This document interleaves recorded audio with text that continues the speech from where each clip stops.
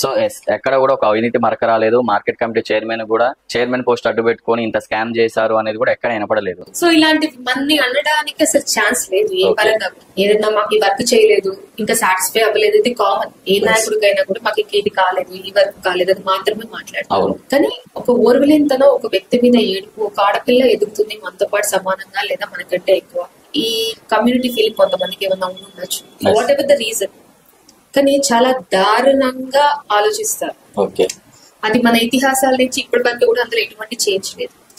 ఇది కాస్త చెప్పుడు మాటలు వింటూ ఈ చెప్పుడు మాటలు వినే వాళ్ళకి అది నిజమా అబద్ధమా, అసలు ఏంటి, వాళ్ళ ఫ్యామిలీ బ్యాక్గ్రౌండ్ ఏంటి, తనేంటి, తన వాల్యూస్ ఏంటి, వాళ్ళ పెంపకం ఏంటి అనేది ఏది కూడా ఆలోచించరు.